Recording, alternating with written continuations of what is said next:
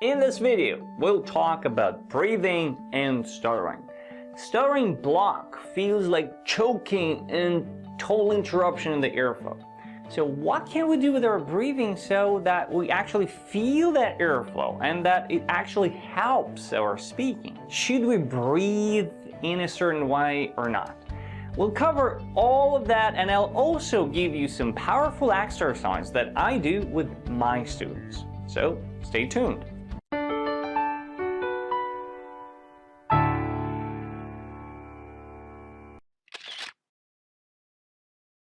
Let's take a look at what happens to our breathing when we want to say, we're trying to say the phrase, I think you're right. So for example, I said fluently, I think, on you're. I feel a bit of a block. I feel that choking, I feel that interruption in the airflow. Or it could be, I think Mike should do it. I think Mike should do it, or Bill should do it. I think Bill should do it. I feel that choking, that interruption, that block on or Steve should do it. I think Steve should do it.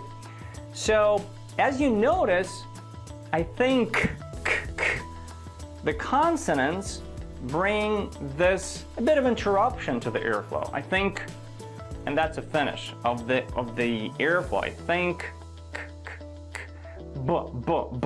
the next consonant the next consonant also doesn't give us the airflow that the vowel sounds usually give us. I think Steve. So we want to get to that E, but we have from think, Steve, and think. So when we finish, I think we feel a bit of a wall. I think, and we kind of don't know how to get around it. And once we in that block, trying to get through it, it's just getting worse, it's just getting harder. And we might think that, okay, this is my shallow breathing. I need to develop breathing so that I have that airflow. And yeah, developing breathing is awesome. But I want you to experiment. Let's experiment. Let's do a little experiment on ourselves. Let's get into that block. I think, and for example, Steve should do it. I think. So I want you to get into the block and then just release the block. And as you notice, as you release the block, the air goes out. So we still have air in our lungs and not taking air in, not inhaling. Let's try to say that Steve should do it. Let's give it a try. So I think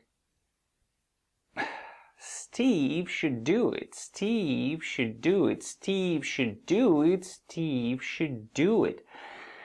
And only now I'm taking in the air. I'm inhaling. Before that, I used all that air that stayed in the lungs. So we have tons of air when we get into the block. So I'm getting to the block not because my breathing is too shallow, or I don't have the air in my lungs, or I should do something about my breathing so that it's more powerful. Again, we still have that air in the lungs.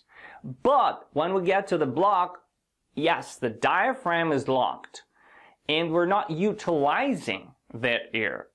That air is not engaged, it's not used, we don't need it kind of. And after the block, once we get through it somehow, we set this pattern for our diaphragm, for our breathing, that it's very shallow, it's very fast and shallow.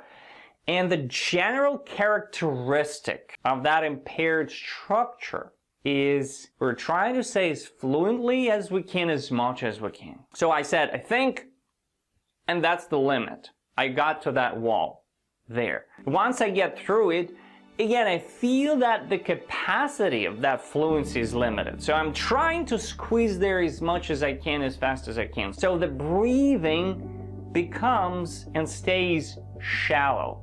The speaking becomes very fast. So what I'm trying to demonstrate, and I want you to actually feel it, do this as an experiment, that it's not that I don't have the air, it's not that something's wrong with my breathing, it's the structure, the impaired stuttering speaking structure, where we're saying something and there's a wall and we don't know how to get through it. So this structure brings the block, brings the interruption in the airflow.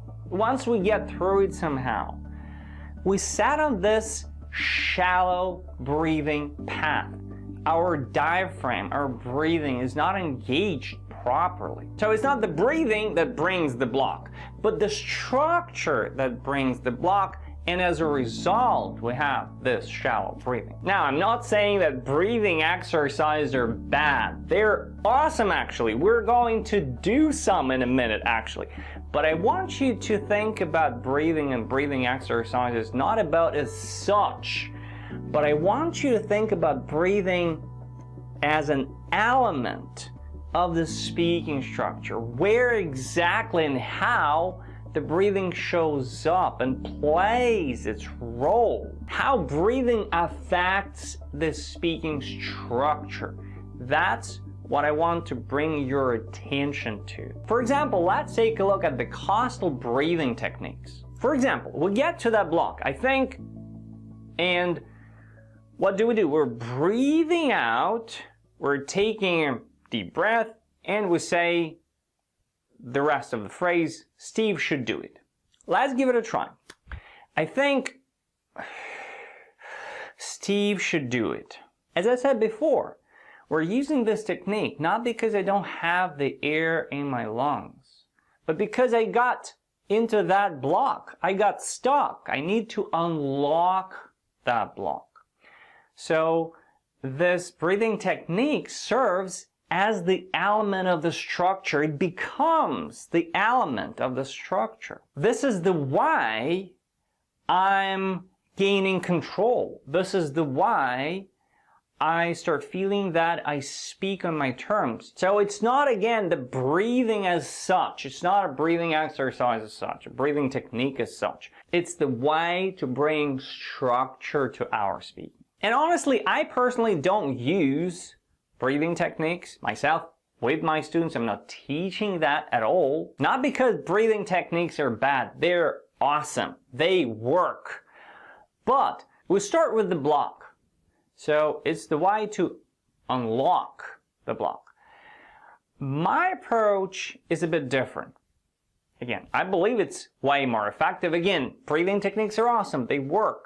But what I suggest, what I want you to think about is, before getting to the block, there is this fluent part, I think. And ironically, even though we said it fluently, I think, this I think brought us to the block. And of course, psychologically, it's hard to grasp, it's hard to acknowledge that we need to do something about this, I think. I said it fluently, I think. We should not do anything about it.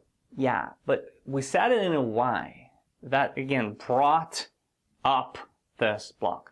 We want to upgrade saying I think in a way that it brings security and feeling that you're speaking on your terms, not from unblocking here, but right from I think.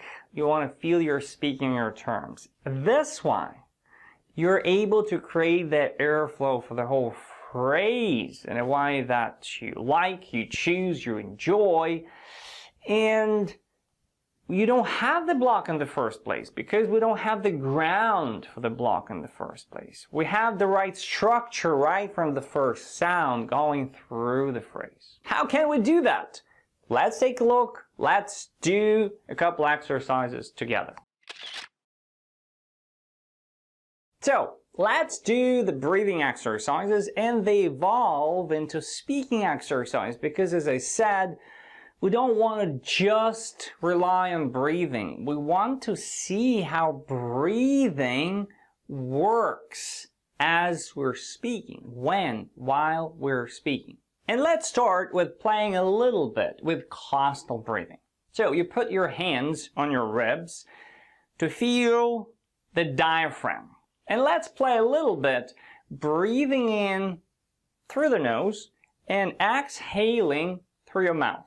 And try to focus on exhaling rather than inhaling, because the exhale, that's where our speaking goes, right? On the exhale of the airflow. So let's do it a couple times. Breathe in. Breathe out, focusing on breathing out. Try to do it a bit longer than breathing in. Breathe in. Breathe out. Imagine you're blowing a candle. So put a bit of intensity into that breathing out.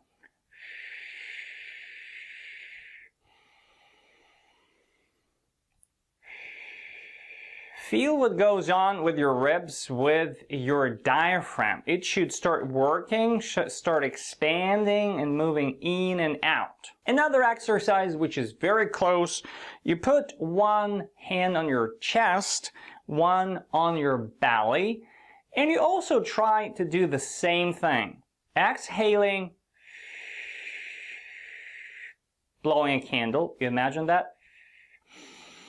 Breathing in.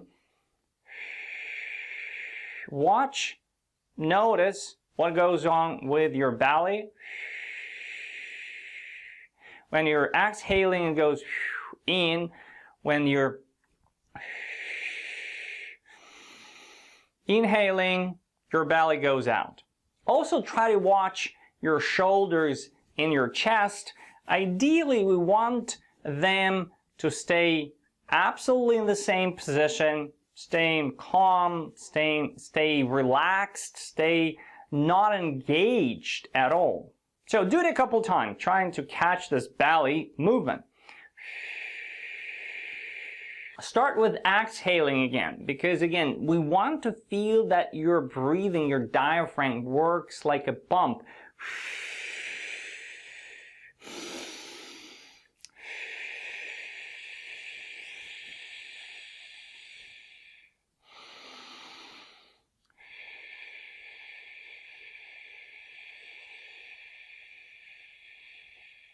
The next thing I want you to do, I want you to add some sounds, and let's say the vowel sounds a, o, u. Let's try to connect them together so that we feel that continuous airflow in just breathing out. You can keep one hand on your belly, because that's where we want to feel that the diaphragm is working. And you can engage the hand to feel that you're connecting those sounds together. So, ah, oh, you can articulate them a little bit. Ah, oh, ah, oh, wow. When you get to 8 sounds, ah, oh, already you feel, wow, you squeeze that air out and you need to inhale now. Ah, oh, you, ah, oh, you, ah, oh, you, ah, oh, you.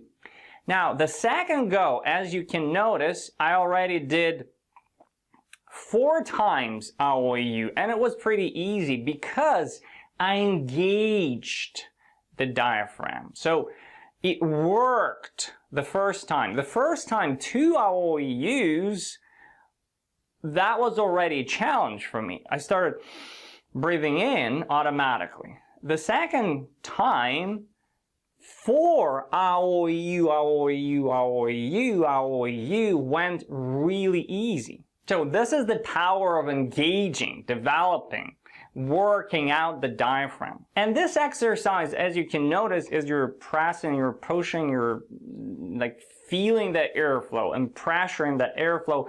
It's a little bit like singing, and singing for sure is an amazing exercise. Again, it's something in between. You can do it one more time and feel that it's not quite singing, not quite speaking as well. Again, because we're pressing, we're pushing, we're feeling that pressure in the diaphragm, that airflow going out, so that then we breathe in and then we go saying, ah, oh, you, ah, oh, you, ah, oh, you, ah, oh, you. Feel the diaphragm. What's going on with it? Your belly. It's getting compressed because you're pushing, pushing, pushing. And then you're breathing in. So again, this is by far one of the best breathing exercises because you combine it with speaking. What we actually want to feel as we're getting to speaking. As you noticed, I also engaged my body, because again, speaking is your body language. We want to unlock our body. We want to feel that we're speaking with our whole body. And I also encourage you to play with the eye contact. So you can start thinking, oh, and then as the ending, as the main point, you're getting to the eye contact. You're emphasizing it. And please explore, play your freestyle with, again, 8 sounds, 16 sounds, like 3 OUs, 4 OUs. Play with the eye contact. Oh, you, oh, you, oh, you, oh, you, oh, you.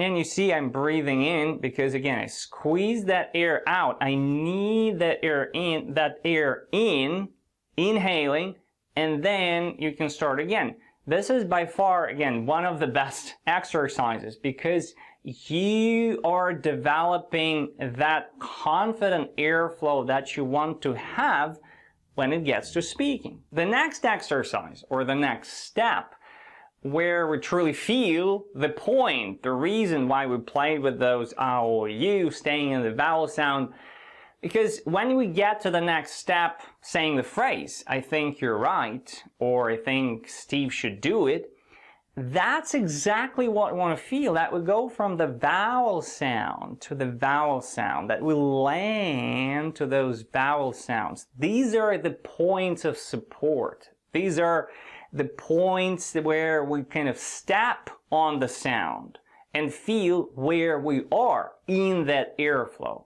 So let's say our phrase, I think you're right. So it's not I think, k, k, k. We finished k on k, interruption of the airflow. And we need to start again, forcing ourselves to this y. Instead, let's play the same way as we did our you. I think you're. So this is the connection I want you to take notice of. Think you're.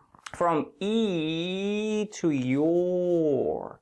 From one vowel sound, we're getting to the other vowel sound. That is the connection. It becomes cure. I think you're right. And as you practice a little further, a little more, you can feel that these connections can go pretty long way. Like I think you're right. We get from think right to right, straight to right. Bypassing all those consonants, we clearly want to pronounce them. That's an articulation exercise for us. But still, we want to go from think you're right to We're landing there. We're landing to think and to right. I think you're right.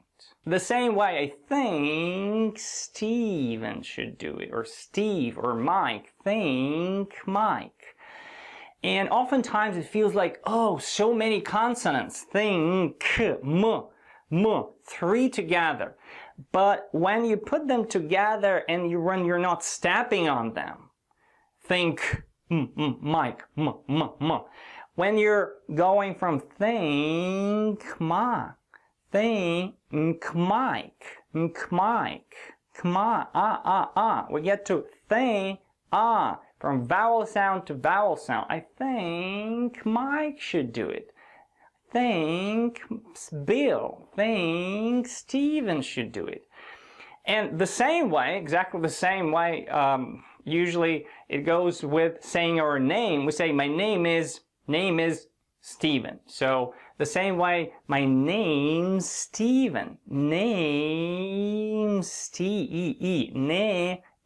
name Steven. So oftentimes people, like, it's a big revelation for them that it's way easier to say it when we put together those consonants, not being afraid of them as the hard sound. My name is, and then we get to that s, and we're kind of trying to force ourselves through it. Get through that s, t, Stephen, for example. So my name, Stephen, we utilize the airflow, going from one vowel sound to another, exactly the same way as you. Now, of course, this is a great exercise. And of course, you might say, oh, but in real life, everything collapses and I don't feel anything because my speaking goes automatically. And yes, absolutely, that's how our speaking goes. It goes very automatically. That's why I'm preaching about the hand stuttering technique, or the hand technique, where we're just pressing on the thigh, feeling. As we're landing to those sounds, we feel that alignment. We physically feel that alignment. So that we feel that alignment between our brain and the speech mechanism. We're not kind of looking for that alignment. We're not thinking about it. We're just pressing on the thigh with our fingers, and we know exactly where we are.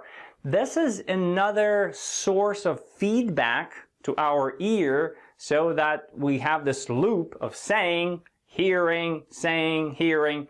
So it gives us additional source of feedback that puts us on track. We feel that alignment, where we are. We're not thinking where we are. We're pressing on the thigh with our fingers, and I just feel that I'm landing to that vowel sound.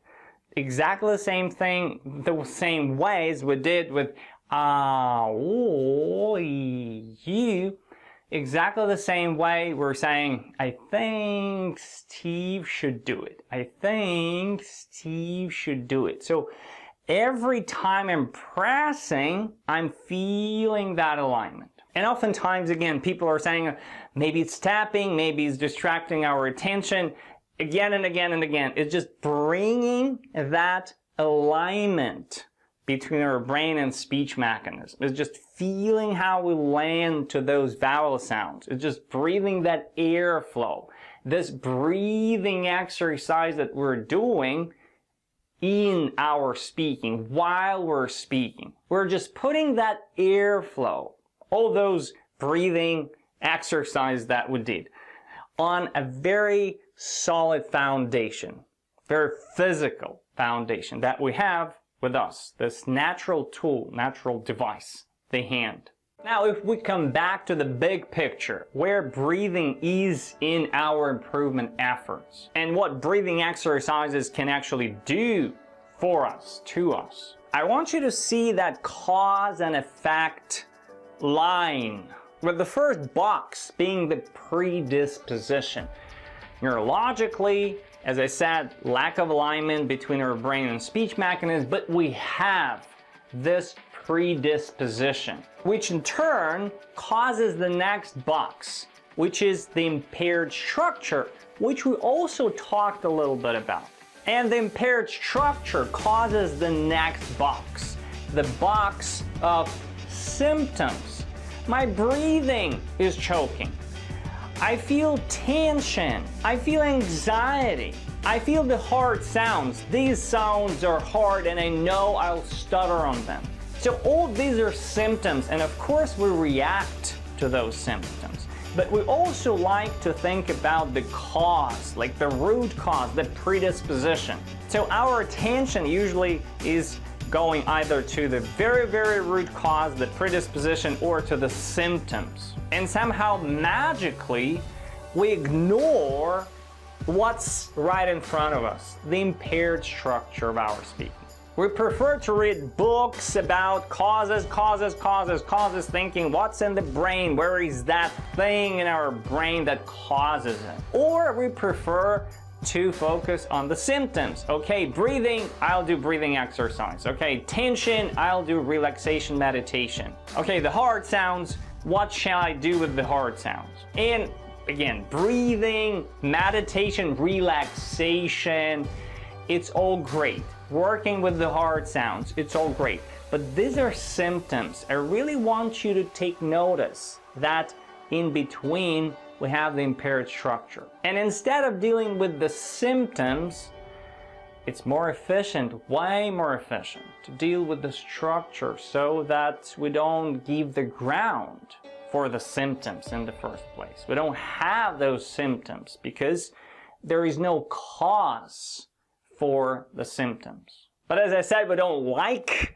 to recognize the impaired structure. We say, like, don't teach me how to speak. I can speak fluently. I have this fluent part of my speaking, so I know how to speak. I don't stutter alone, or I don't stutter in certain circumstances, in certain settings. Well, I perfectly get you. So I would challenge you to record yourself, your fluent speaking, and see the structure, observe the structure. Observe clearly how you get into those spaces, places, points, where you said something fast, fluently, shallow, and there is a wall. And we feel that tension because we're not quite sure what to do with that wall. Instead of feeling that tension, we can upgrade that fluent part of our speaking that we like so much, but still, that's what's causing the speech impediments. That is what's causing the block. That's where we can feel the power and the music and the effortlessness that we want to bring to our speaking. That's absolutely possible to bring it to that fluent part of our speaking so that we don't have the symptoms, so that we don't have the question, my breathing is choking, what should I do with my breathing? Should I breathe somehow specifically? It's not about the breathing, it's about the structure that causes that point where we feel that choking, that interruption of the airflow. Again, as I said, I'm not knocking down the breathing exercises as such. I love them, and breathing techniques as such. So if you're playing with some breathing exercise or techniques, please leave a comment. What are you doing? Do they help you? How do they help you? Please share. For more videos, please subscribe to this YouTube channel. If you want to go deeper into how we can make breathing exercises part of our new secure speaking structure, head over to freefromstutter.com and join my free improve training. And for more interaction, where you can practice and show and see and learn breathing techniques and exercises, join the Free From Stutter Facebook group. Again, thank you so much for watching. I'll see you in the next video.